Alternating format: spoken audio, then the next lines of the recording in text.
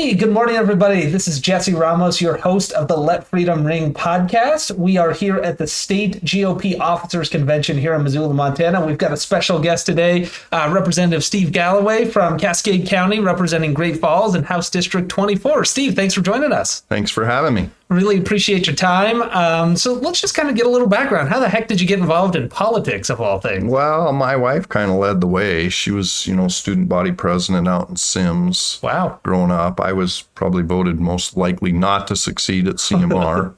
But our paths crossed later in life when I joined a church and met her.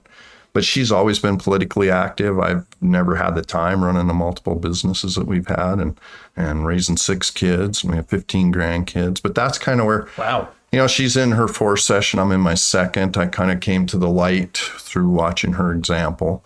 She was always busy and involved with politics her whole life, where I kind of was slow coming to the party. But, I really see the necessity once I've seen what her roles were and positions she was filling in, that it's something we all need. It's a government of people, by the people, for the people, and you get what you get. And I'm worried about my grandchildren and their future. And I have 15 grandkids now, and I want them to have the same opportunity to live the American dream that we've had. Absolutely. I mean, we're just a couple kids that met and, started out with nothing. And, we've done pretty well. The Cascade County, Great Falls has treated us well in our businesses, and we support families and been very blessed. And this is a great way to give back in our senior part of our lives. We're blessed to be able to afford to take the time to serve, and we both serve at church along with serving in the public. And Lola's always, Representative Sheldon Galloway, is always busy with a multitude of things on top of what we do. So. It's just a great opportunity. It's a lot more rewarding than what I've been doing for 47 plus years. That gets kind of old after a while, making a living. But, we've been blessed to be able to give a little more time in service. Absolutely. And it's very rewarding. And just to kind of add to that, so at Americans for Prosperity, we believe that for a lot of Montanans and a lot of younger generation, that because of big government, big spending, big regulation, the American dream that you've just so eloquently outlined is falling further and further out of reach for the everyday American. So how do we reignite the American dream for those folks when we have a government that's so big and regulations that are so massive and everything's just so top down? Yeah, I think that's where we have to work from the bottom up to try to get rid of some of this regulations. I think we did good in this legislative session of eliminating a lot of red tape. Absolutely. A lot of conflicting overlap. And I think there's more to come. We did a lot of good things in this legislature. There were some that, didn't make it that we wish would, but, that leaves us some work to do in the future. But, the regulations and the interference that you receive from government anymore and their overreach it's astounding. If you go back 40 years ago when I was, younger and just getting started in business, the amount of reports and things that they want is just, and it's really not a lot of purpose to a lot of it. It's and it's the bulk of government that really doesn't need to be there. I mean, if you go back to the Constitution and you look at the things that our government should be involved in, it's a very defined line. Absolutely. For a reason. And it's this overreach and a bloated government that creates this horrendous amount of paperwork and interaction with the government that serves no purpose but to make your life miserable as an employer. Just to kind of play on that a little bit. So, I mean, I know that you and Lola own some Dairy Queen, some other businesses that you started a long time ago. I mean, if your kids were to try and do what you guys did and really build from the ground up, would it even be possible today with the amount of red tape? I think it'd be a lot more difficult. Just even in your building codes, they're so much stricter. What we did back then, nobody ever got hurt. Everything worked. Yeah. But, they weren't so over the top zealous with everything being perfect. I mean, we started with a lot of used equipment and, you scraped and fixed and repaired, because you didn't have the money for new. And today, a lot of times you can't start a business that way anymore. They want everything up top, all in line before you can ever start. And that's sometimes where you can look to taking over an existing business is sometimes much easier than starting. But the dangers of buying an existing businesses is, if you buy the positive side, you also get the negative side, and sometimes there's hidden negative sides to a business that Absolutely. you don't see, and there can be hidden debt there that you can end up saddled with. So you have to be very careful when you're buying a business, because it's really a hard thing to define. Absolutely. Unlike just like a structure. Yeah. You can see the structure, you can check the structure out. Yep. But the underlining part of the books or the business or what could be not quite represented is it's a whole nother Yeah, and there's ballgame. so many top-down pressures on small business owners right now. And one big issue that's facing Montana, I know it's really important to you, is energy. I mean, we are sitting on an abundance of energy here in Montana, but because of top-down mandates from Washington, D.C., they've made it almost impossible for us to provide the cheap energy that we've historically provided for Montanans. And I understand you've got a bill that addresses some energy. Yeah, not only is it a state problem, but it's become a regional problem. I always say we've been fat, dumb, and happy when it comes to being able to turn the lights on. Yeah. But, folks need to be paying attention. We need to be supporting the entities that we've embraced. We picked a monopolistic and type of power supply for about 2/3 of the state, half to 2/3. And then you have your co-ops, which do a great job. Yeah. But the only difficulty with those is like the co-ops, they're totally buying on the market. So the market keeps going up. When we met with Benefice before session started, I was meeting with the folks there and their board and stuff, and their contract for utilities, their energy supply, their electricity supply had expired just recently, and they experienced a 27% increase. And we're seeing the same thing in the applications from Northwest Energy, and you're going to see the same thing with the co-ops. And the bad part is, the scary part is it's not just isolated to our state. This is a regional issue. Yep. And, we've been eliminating the base load, old reliable, turn it up, turn it down type of energy production that we were used to.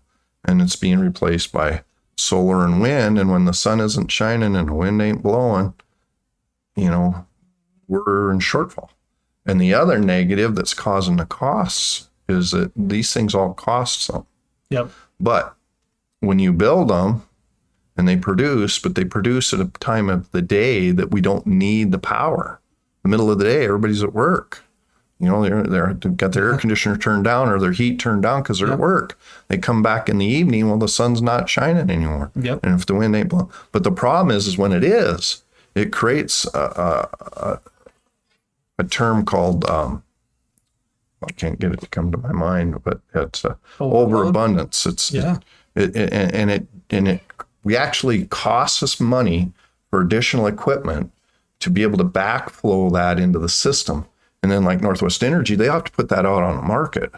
I mean, it's a very complicated thing because sometimes somebody else owns a power line, somebody owns this generation, and they might be selling power over there that's traded. And I mean, it's a very, very complex subject. And that's where we're really pushing. I was hoping that I wanted a new position in PSC to oversee the regional market, not just the state, because we're becoming more of a regionalized entity when it comes to power, at least electricity.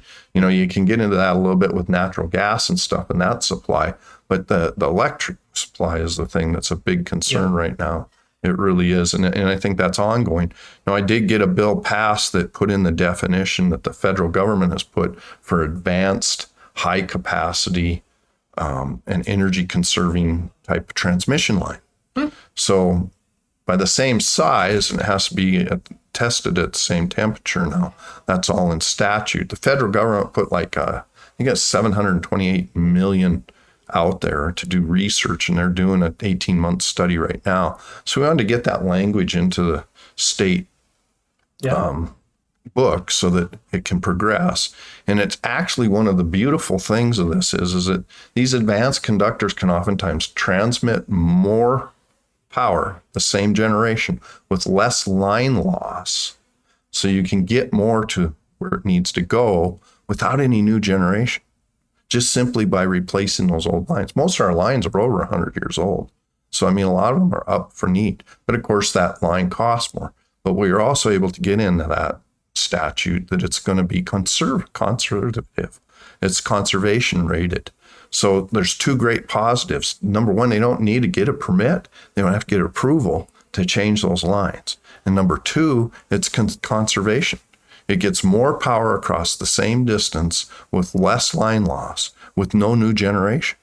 So it's a win-win for the ratepayer and the energy companies. And it's relatively easy for us to do. It also has, some of them also have, and there's 3 companies that are making those.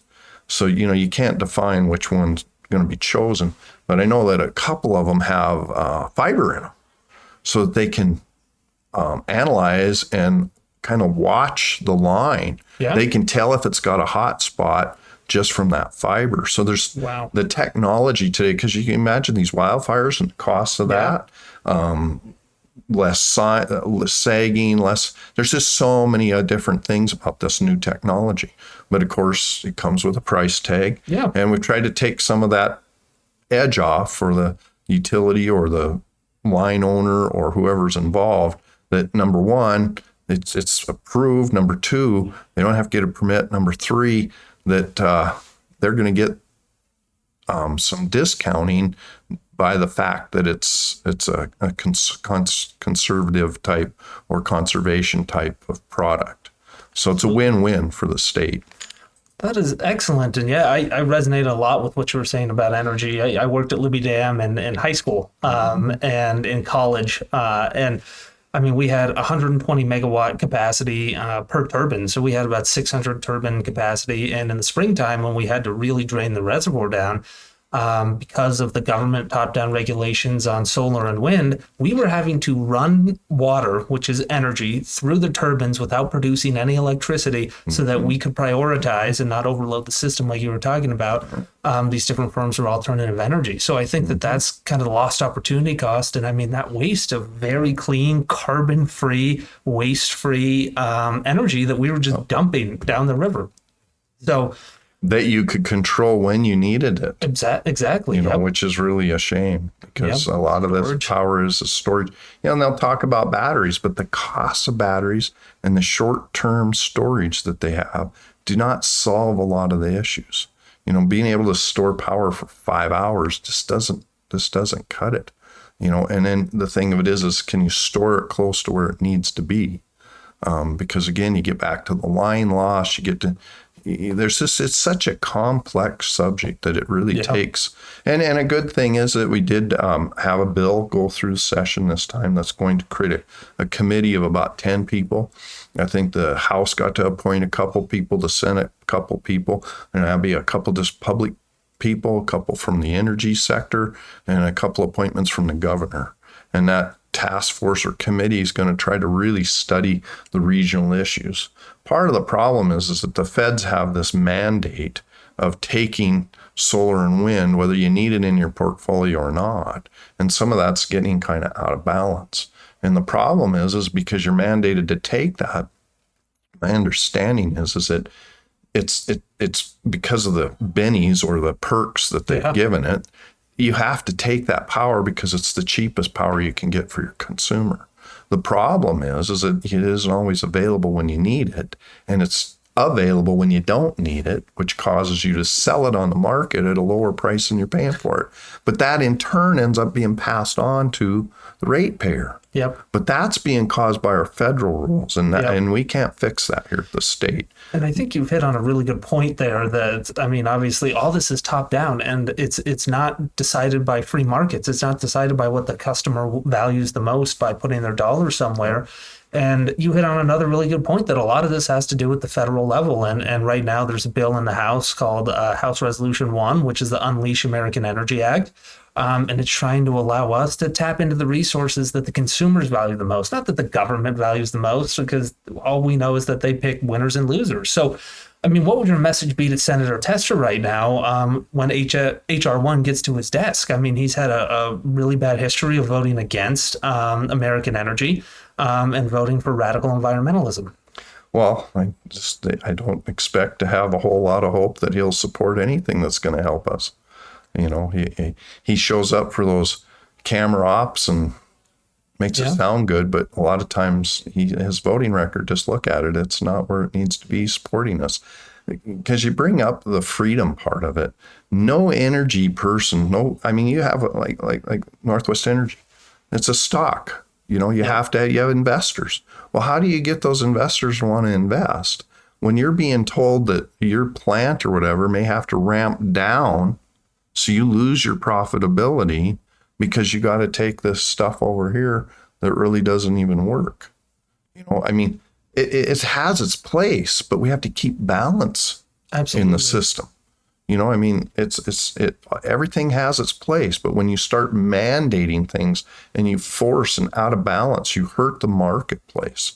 And that's what's happening to us right now. And the scary part is that I don't think the public's really going to wake up until we start having some of these brownouts or blackouts, which is going to be a tragedy. But then how long is it going to take us to pass or build or approve? Yeah. That's something that I hope the committee looks at, is trying to streamline our permitting process to get it down to, we can't be taking 6 years to permit a plant. We just can't. We don't have that time.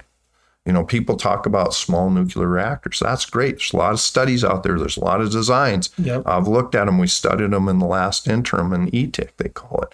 And it's wonderful. But till somebody deploys one and proves that its technology is going to work, Yeah.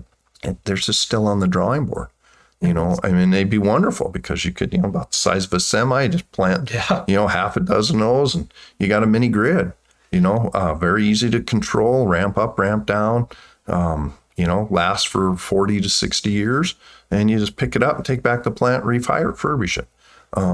Great technology, but till it's deployed, till we see one out in existence, what do we turn to? Right now, we've got a natural gas plant being built there in Laurel, and a judge, just a whimsical judge, shuts that down. It's going to cost the ratepayers money. But eventually it's going to have to be built online, or we're going to be up a creek. Yeah. We barely got through this last winter without having a crisis. We need that plant online. There's just no two ways about it as far as energy goes. And how did the legislature, I know the legislature acted swiftly and boldly when it came to the judge's decision to, like you said, whimsically just shut down a power facility. How did you guys respond? Well, he was using a basis on carbon that's not in statute, federally or state-wise. And we just went in and clarified that, that you can't do that. And that's what that bill was all about. And we went through quickly, and it's passed. And our judicial seems to be a little out of whack on some of these topics. Yeah. So. And I know that you guys had some bills trying to get some judicial reform here in the state of Montana, and unfortunately we couldn't pull together enough. But I know we were really close. I think we have some in there that's gonna, they can't get the injunctions without having proof of harm, or there are some technicalities. Those weren't bills that I was really intricately involved with, but I do think we have some good things that we got accomplished when it comes to tort reform. So excellent. And maybe switching topics a little bit, so to jobs. I understand that you have a bill that deals directly with jobs, and that went through and became law, which is congratulations. What we do there in House Bill 652, we started out, I did a survey, they had a business fair early on in the session over at one of the hotels, and pretty much every business, from mining to logging to carpenters, electricians, the plants, the different, almost every entity you can think of was represented there. And I went around to each of those booths, and I says, because I'd been to a couple think tanks, and we're paying for unemployment benefits that we're not using, especially with the job market the way it is. So when we're highest in the nation at 28 weeks. Yeah. 28 weeks. Unbelievable. You divide that by 4. How many months is that? 7. 7 months. Right now, if you can't find a job, you probably don't want a job. But, the federal government has a safety net that's computed on how many weeks you have to extend if there's a downturn in the economy. The state has like a 7-week you can appeal for to extend your, like if you were in a class training or a retraining or something of that was part of your unemployment, you can get those things fixed. So my goal is to go to 12 weeks. 12 weeks is 3 months.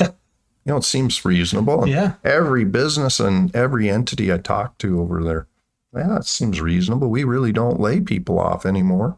And we do. It's a short period of time. So I got a lot of backlash on that, and we didn't get to 12 weeks, but we'd settled on 20. And that's what we had. The bill drafted 20 and we ran it. Came out of the House. I think we had, I can't remember the exact number, 70-30. Came out a pretty good number. We got over to the Senate and committee, and they just killed it. Yeah. Just killed it. We had to resurrect it. But long story short, we finally got it to out and passed and signed into law at 24 weeks. So, that doesn't sound like a lot, but that's 4 weeks that businesses aren't paying for insurance that nobody's using. It was less than 4% ever went past 20 weeks, and we moved it to 24 weeks. So, in rationale, it's probably less than 2% of people ever on unemployment. Now, that still doesn't remove the 7-week appeal or other stuff. So, but you're going to have, close to $4 million a year in savings premium that employers, I feel, will be able to put back in their employees that are coming to work's paycheck. Because right now everybody's looking for a way to be able to enhance wages, to be able to retain and find new employees. Well, what better way than to shorten up that unemployment? That's just, you buy insurance, it's gone. You don't get it back. Absolutely. And that's a really good point, that as a small business owner, that it's not hard to find a job right now in Montana. And a lot of us businesses like ours, we never lay anybody off. Yeah. So we don't really get an advantage from that because we don't use the unemployment. Who's going to affect are the big companies have a lot of employees that do have to lay off for periods of time. They're going to see a savings because they're not going to be paying for 28 weeks. They're going to be paying for 24 weeks in their system. So it was a good bill. It was hard fought bill. Well, congratulations on getting that passed. And that's another thing too, that our unemployment rate is among the lowest in the nation. So, I think that just simple common sense bills like that are going to really help the business community at large as well, not just on the savings side, but getting employees. How hard is it to get good employees right now? Boy, it's hard. Get and retain.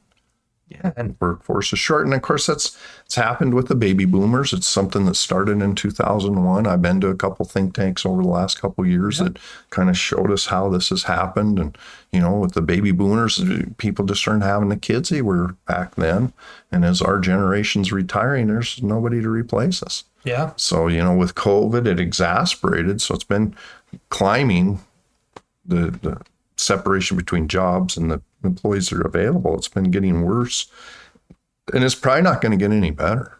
Yeah. We're going to have to look more to technology and other things to be able to help fill the needs to be able to run businesses. You're definitely going to have to be flexible in how you run a business today. And a big factor in that is inflation. Right now, I know the state of Montana, you guys can't do a lot about it, but there are some things that you have put in place. I'd like to talk to you about that. But right now, inflation is crushing the everyday Montana. A house is completely unaffordable. For a small business owner, it's so expensive, as you can talk about, to hire insurance is another example. The insurance policies that have been renewing with our properties this year have just been staggering. Yeah. And you go to shop it around and you really can't find anything any better. And, that's going to affect everything, because as every business pays more for insurance, more for taxes, it's going to affect their prices. And that's just driving this inflation. It just makes it worse and worse. So how does inflation as a small business owner impacted not only the cost of your goods, but the cost of labor, and how you have to pass that on to everyday Montanans? Yeah, you've increased your prices. You've had to cut your margins. Your profitability goes down. I would hate to be a new fledgling business in this market. Whereas we're beneficial is that we've been doing this for 35 to 47 years, depending on which business we're talking about. And, it's a whole different ballgame when you're established like that, and we're diversified. But if you're just in one entity, it could be a real struggle, especially a labor intensive business right now. I mean, I was talking to, a guy over there in Great Falls that does camper repair, and he's, starts at $20 an hour. He doesn't even get an application. Not a single application. No. Unbelievable. Nobody, But like I told him, when you're paying, for basic unskilled labor, $14 to $16 an hour these days, and in some communities I've heard as high as 20, 25 for unskilled. If you want somebody with a few skills, you're probably going to have to even be higher than that. But then their labor rate for repairers, is it like, I think he was saying 160. Well, he may have to be 200 an hour on repairs, So, I mean, that's kind of where it is. And it gets to where people can't afford to have things done, So I do, the economy's still pretty hot, but I would venture to say that we're probably going to start into a little cooling off depending on what direction things go. This overspending of the federal government, keeps pushing that needle along, but that's a scary part. Yeah, and there's no such thing as a free lunch too. So when these wages go up, then the prices go up for the customers. And even though the customers, a lot of them are making those minimum wages that are going up, but they're not getting real wage increases because inflation is outpacing how much they're actually making. So Joe Biden can brag about, wages are up to $15 an hour on average, but their purchasing power is less than when minimum wage was $8 an hour. Well, I heard an interesting statistic 15 or so years ago. I was watching a documentary or an interview of Warren Buffett. And he, for some reason, picked a $1902, probably before the Federal Reserve started. And he said, if you compared the $1902 to today, which was about 15 years ago, what do you think that dollar was worth? Man, saying $15. So a dollar went to 2 cents. 2 cents. So if you took the $1902, you went to, I don't know, it was 2010 or 2005. I don't remember when I seen the program, and it's probably worse now. 2 cents. So if you put that in perspective, if you had $20,000 in 1902, it's equivalent to $1 million today. Unbelievable. Yeah, and that's before this rampant inflation that we've just experienced. As Milton Friedman says, that inflation is always and everywhere a monetary policy. It's the Federal Reserve was created in 1913 under Woodrow Wilson, and it's just destroyed Americans, and it's enabled governments to erode purchasing power for any number of things. And kind of to get back on track, because I could definitely talk to you about Woodrow Wilson all day long and love bashing him. But so right now we have a supermajority of Republicans in the state legislature, but you're a part of the Freedom Caucus. And I know a lot of folks, they think about the Freedom Caucus and they think Matt Rosendale, Jim Jordan, Thomas Massey over in D.C., but kind of what is the Freedom Caucus here in Montana, and what's your role? Well, I think, the Freedom Caucus came to be in similarity to the Freedom Caucus that Matt Rosendale and those folks back there represent. And, they helped us develop that and start it. And, the whole idea is for us to help take positions and be more public about what is right. What is protecting the freedoms of Montana. We're very blessed to live in this state because we do a pretty good job. But there are those, and there are factions that are definitely trying to undermine, the freedoms of one another. And oftentimes they cry out that it's for freedom, but it's only at the cost of somebody else's freedom. Yep. And that's a big distinction. And it is a big distinction. And it's something that I feel that our goal as the Freedom Caucus is to keep that message out there and keep it alive. And we like to sponsor legislation and be cohesive on it. It takes 80% of us to agree that this is a topic or subject that we're going to take up. And, hopefully we'll be able to bring benefits to the state. We're very blessed to live in this state and to have it go in the direction it is, that we're fiscally responsible, we're doing the right things, but we fully funded programs that needed to be funded. We didn't have to cut back. We were able to give employees the raises they needed to probably the highest increases that the state's ever seen. But with inflation the way it is, it's a necessity to be able to, and kudos to the departments for getting by too. Because, they're having the same struggle replacing employees as everybody else. Absolutely. So in a way, we've gotten a smaller government by this lack of employees, and yet Yeah. they seem to be still getting the job done. So, Yeah, absolutely. we haven't had to close doors. So, but I think the Freedom Caucus for this first session, we had a good session. We were still just getting our feet under us, but I think that it's come together. We have a good group, and we're building on that and looking to add members. And what are some bills that the Freedom Caucus prioritized that they weren't able to get through that you guys are trying to get through maybe next session? Or are there not any? Well, there were bills, but none of them come right to the top of mind. I have to admit, I'm a little bit tired today, and it's been a long haul since we got out of session, and just even being here this weekend, we've been putting in some long hours to try to get the party work done. So I think that, there was real disappointment that we couldn't get any constitutional amendments passed. Yep. We came up short on every one of those. That's a disappointment by no one means. And that's why you can't take for granted who your candidate is. And that's part of what the Freedom Caucus is about, is that you know what you're getting with us.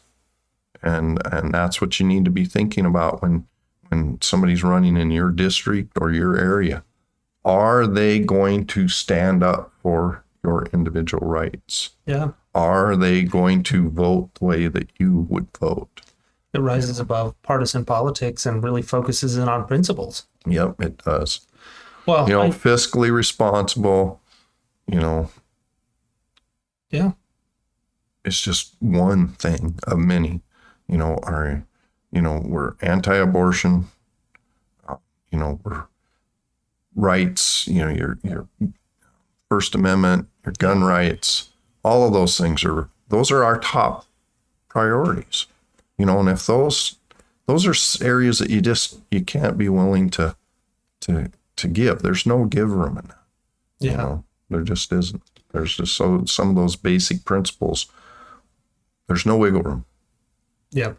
Yep, that is a very good point. And, well, I'm certainly glad that you guys are there carrying the torch for freedom in the House. And I know that you're very busy, got to get back to the convention, but always enjoyed talking to you, Representative, and looking forward to working with you next session. I appreciate the opportunity. Yeah, thank you very much. Thank you.